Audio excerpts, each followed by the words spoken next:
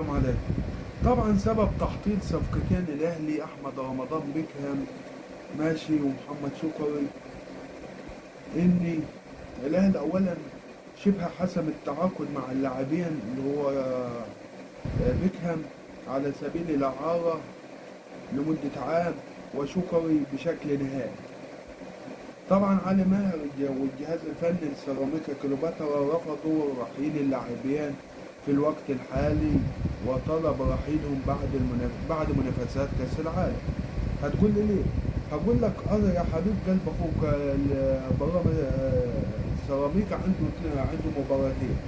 اول مباراة ماشي ان هم المباراتين في نصف نهائي كأس الرابطة، هم دول كانوا سبب رفض رحيل شكري وبيكهام في الوقت الحالي. المباراتين في كأس الرابطة في نصف نهائي كأس الرابطة، طبعا المباراتين طبعا فيهم مباراة مع الهلالية تمام هتبقى يوم 4، وفي مباراة تانية هتبقى يوم 8 من شهر يونيو تمام.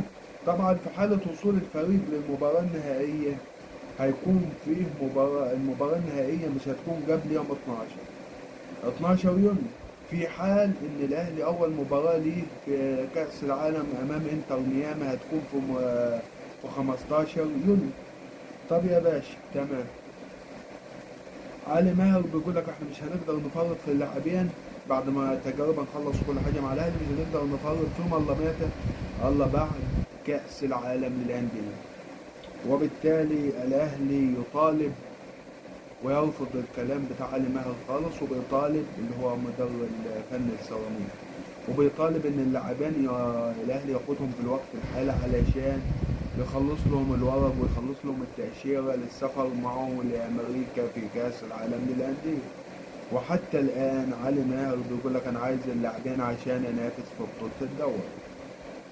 يعني مش هنتكلم كتير معاكم في المواضيع دي. طبعا النهارده ألف مبروك طبعا الدوري أمس، والنهارده الحمد لله الأهلي أعلن عن مدير فني جديد خوسيه ريبيرو ماشي، ومع الطاقم الأجنبي. المدرب الفني ده أسباني كان ماسك أورلاندو بايرتس قبل كده ماشي.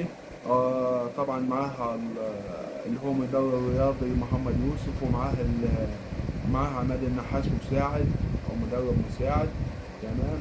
وبالتالي نقول كل التوفيق ليهم في القادم إن شاء الله، ويا رب دايما الأهلي مفرحنا ماشي. وبكده يا حبايب قلب أخوكم نقول لكم السلام، ونتقابل تاني إن شاء الله في فيديوهات قادمة. السلام عليكم.